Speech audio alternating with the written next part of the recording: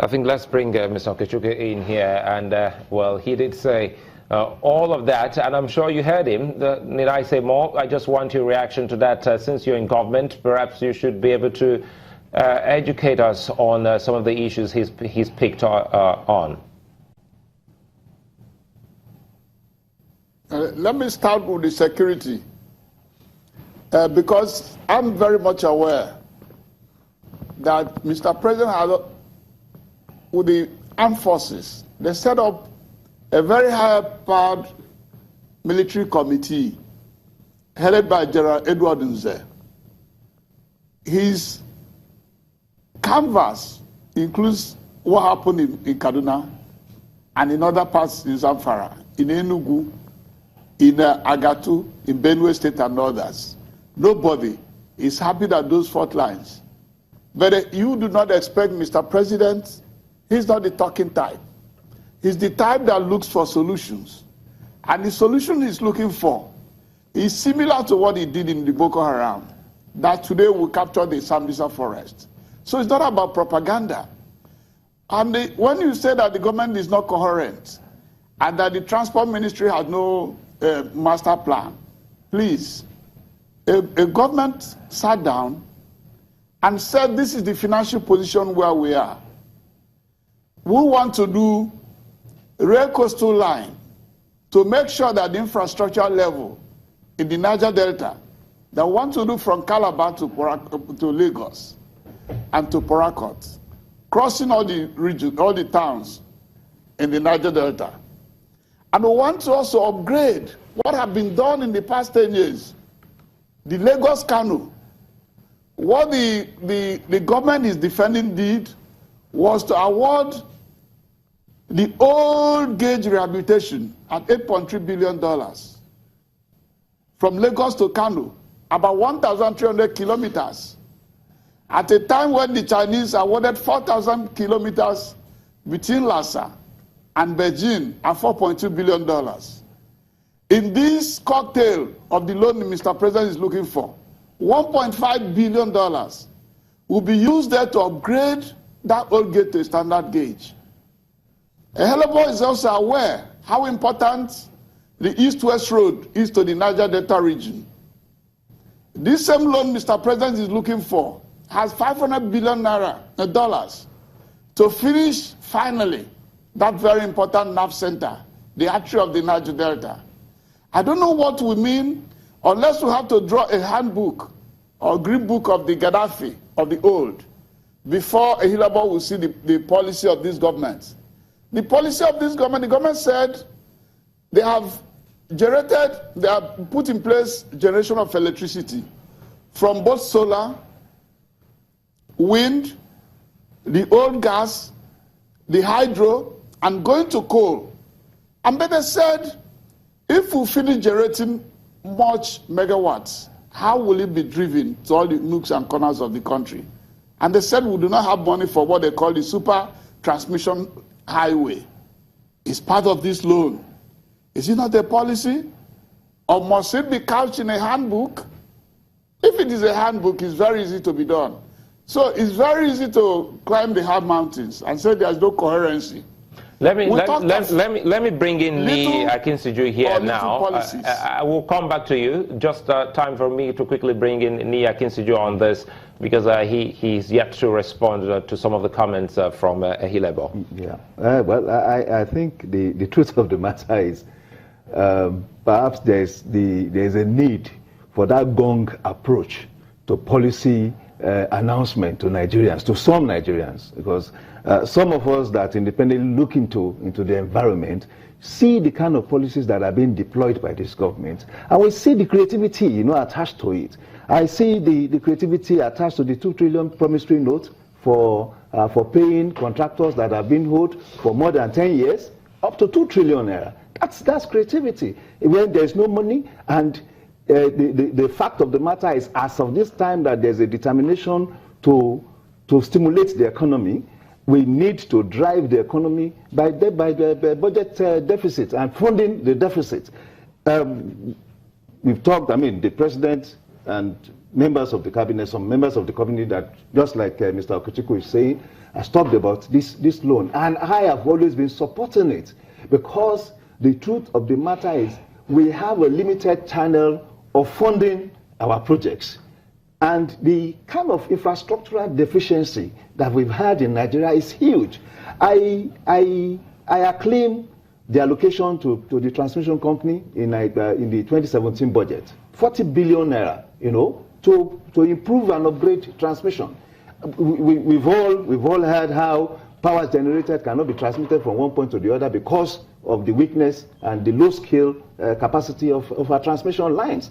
We've heard how government and individuals are holding discourse, and in the 2017 budget, we've seen how government wished to pay off more than 100 billion being hold the discourse. And of course, once the discourse are paid, it will trickle to the Gencos and to the transmission company of Nigeria. These are policies I can see. I have seen the policy of the agric policy. I have seen rice made in they're produced in Nigeria, Nigerian branded rice all over the places. I have been eating in my house. Those are policy. We have seen the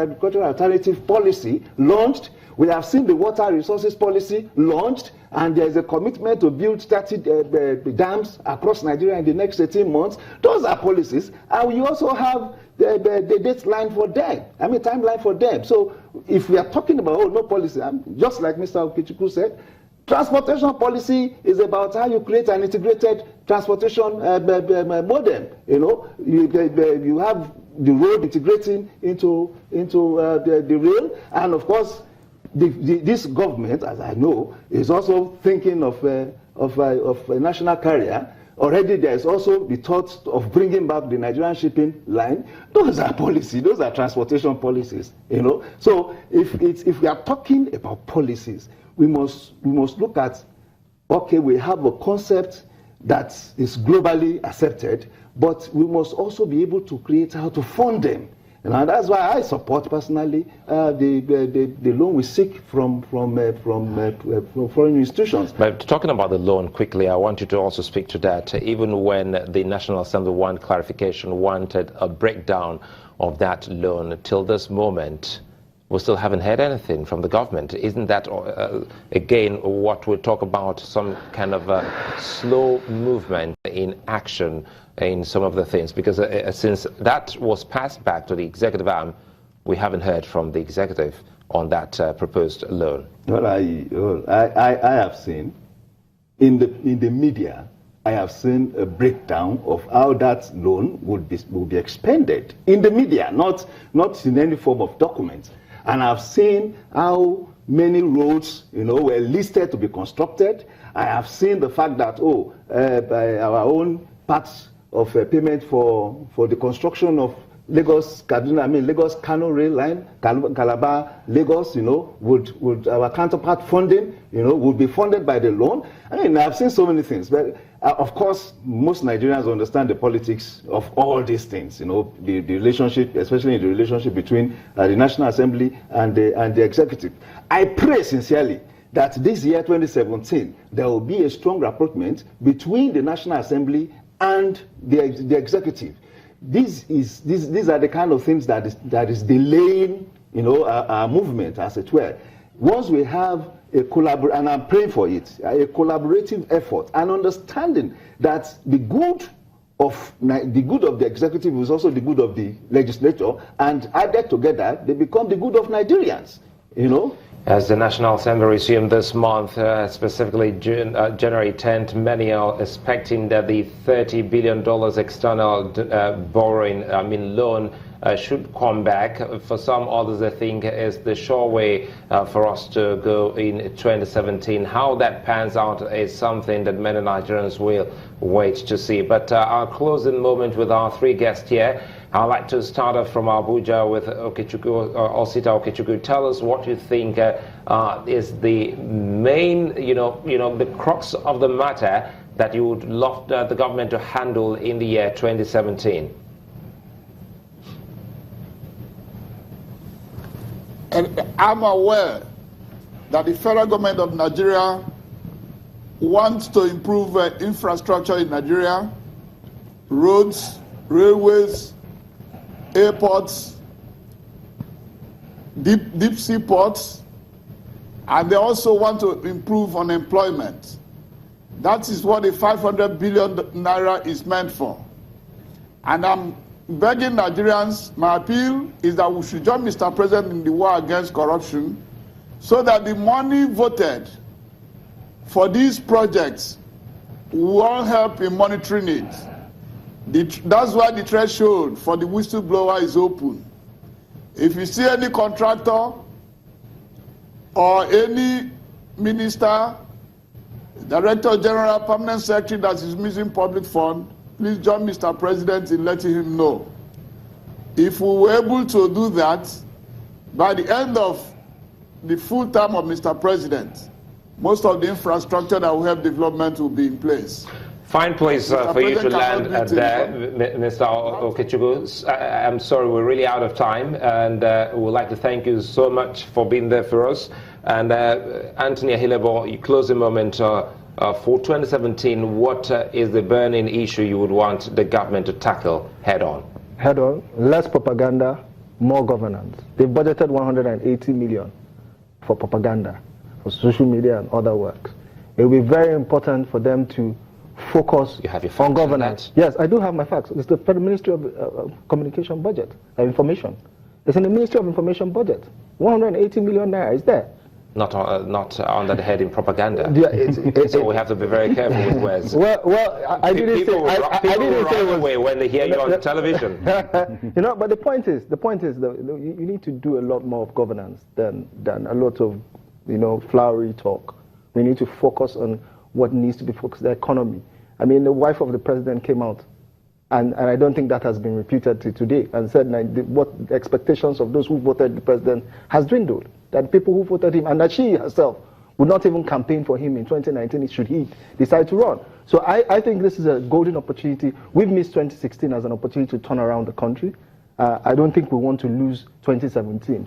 Thank you very much. So, Mr. Akinsuju. I think 2016 was primarily laying the foundation, laying the background to what will happen in 2017. As far as I'm concerned, 2016, given our circumstance, given the challenges in the country, 2016 was like a learning process, and some of these models had been tested. I think going into 2017, we'll see positive things from government, from the economy. I mean, it's for me, they are obvious. If Tony is talking about 180 million naira, budgeted for propaganda, and that is also using a propaganda language. 180 million naira as a channel of interacting with the media. It's normal. If a government wants to make a public announcement on Channels Television will not do pro bono, will not give that space free. You have to pay for it. Government has to pay for it. In fact, government had to pay for the use of NTA, which is its own facility. So, gentlemen, we'd like to thank you all for coming on the program today, January 1, 2017. It's been politics today, and all three are expecting the government to move in and act pretty fast, and they expect to see more speed, more action, and more talking from the government. Gentlemen, it's a wrap on the show. We'd like to say thank you again. I'm Sulaiman. I'm out.